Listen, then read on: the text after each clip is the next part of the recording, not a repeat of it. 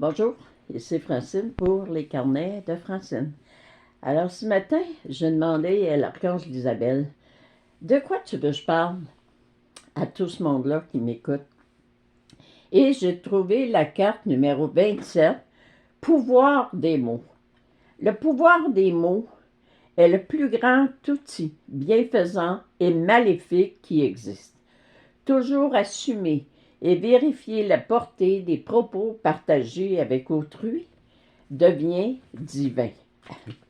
Alors, par cette carte, moi l'archange Isabelle, je te réponds qu'il est temps pour toi de cesser de vivre autant de culpabilité suite aux paroles que tu viens de prononcer. Souviens-toi que tout ce que tu fais est toujours au meilleur de ta connaissance. Tu ne peux pas prévoir comment l'autre personne comprendra les paroles ou ton intention derrière ta pensée. Pour effacer ce sentiment de culpabilité qui se pointe si souvent à ton esprit, prends tout simplement le temps de demander à l'autre personne dans quel sens as-tu compris ce que je viens de dire. Ainsi, elle pourra partager avec toi comment elle l'a reçu et toi, tu pourras expliquer le réel sens que tu donnais à la communication. Prière à affirmer, j'ai un immense pouvoir entre mes mots, je l'utilise avec divinité. Souvent, on entend parler de personnes qui disent « Ah, moi, dans ma famille, il y a de la chicane, on se parle plus, euh, ma belle-sœur me boude, ma sœur a décidé qu'elle ne me parlait plus. » Et là, les gens sont malheureux. Puis c'est sûr qu'on est malheureux quand les personnes qu'on aime le plus au monde, qui sont les plus près de nous, c'est la chicane, puis qu'il n'y a plus de communication. Mais si on prend le temps de faire comme l'archange d'Isabelle nous aide à lire ce matin, si on prend le temps de dire dans quel sens tu as compris.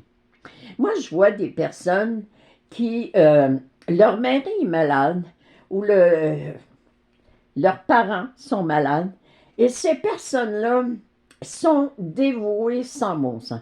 Ces personnes-là sont là à tous les jours, ils vont visiter les parents, ils prennent soin. Puis quand les parents meurent, ces mêmes personnes-là se sentent coupables en se disant peut-être que j'aurais pu en faire plus, peut-être que je m'en suis pas assez occupée, peut-être que j'aurais dû respecter sa volonté, peut-être que...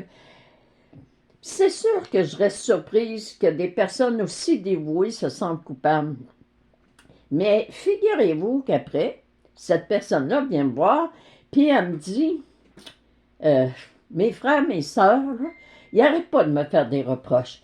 Mes frères, mes sœurs, là, ils n'arrêtent pas de chialer après moi, puis de dire ci, puis de dire ça, puis j'aurais pas dû penser ça, puis j'aurais pas dû faire ça. Et ma première réflexion, c'est, mais tes sœurs, ils te traitent comme tu te traites. Toi qui as été si dévoué pour tes parents, toi qui as été si dévoué pour ton conjoint malade, tu es en train de critiquer puis de dire peut-être que j'en ai pas fait assez. Alors, ta famille, il paye sur le petit piton parce que ton enfant intérieur, il place ta famille devant toi qui te dit tout haut ce que toi tu penses de toi tout bas. Parce qu'il faut que ça arrête la critique à un moment donné.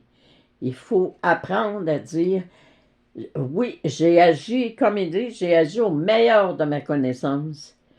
Je n'ai pas d'affaire à me sentir coupable. J'ai donné de l'amour à mon conjoint, j'ai donné de l'amour à ma mère, j'ai donné de l'amour à mon père. J'ai pas à me sentir coupable. J'ai agi au meilleur de ma connaissance. Mais il fallait aussi que je me respecte. Si j'étais fatiguée, il fallait que je prenne le temps de me reposer.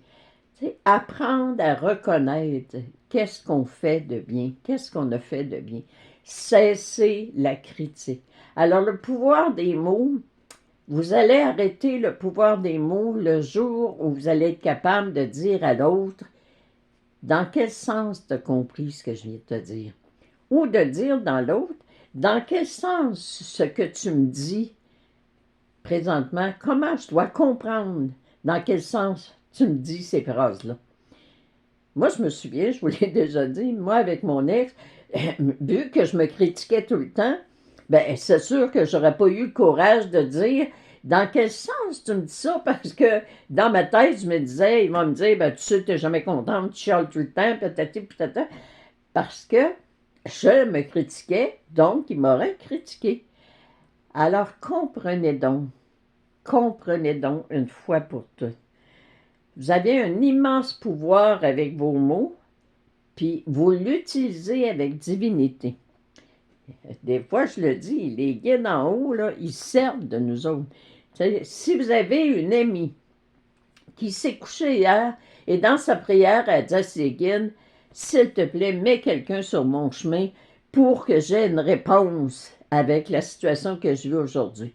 Et là, en haut, les autres, ils disent, tiens, elle la connaît beaucoup, elle, fait son m'arranger qu'ils se rencontrent demain. Et le lendemain, ben, vous rencontrez votre ami, puis elle vous raconte le problème, puis là, vous dites, mais t'as jamais pensé de faire telle ou telle chose? Puis là, vous vous dites, veux-tu bien me dire qu'est-ce que je viens de dire là? Remerciez le ciel, parce que vous avez été choisi pour donner de l'espoir à cette personne-là, pour donner de l'amour à cette personne-là, puis l'aider à aller au plus profond d'elle-même pour trouver la solution tant demandée. Alors, je vous aime, je vous remercie et souvenez-vous que vous êtes assez intelligent pour savoir quand vous dites quelque chose, vous êtes capable de voir si ça passe ou ça passe pas chez l'autre. Dans quel sens tu as compris ce que je viens de te dire? Puis la culpabilité va arrêter parce qu'il va y avoir eu une explication. Et vous allez comprendre que ce n'est pas nécessairement des reproches. Si vous pensez tout le temps que les gens vous envoient des reproches, c'est que votre enfant intérieur vous envoie comme message, cesse de te faire des reproches. Merci, je vous aime. Bonne fin de semaine.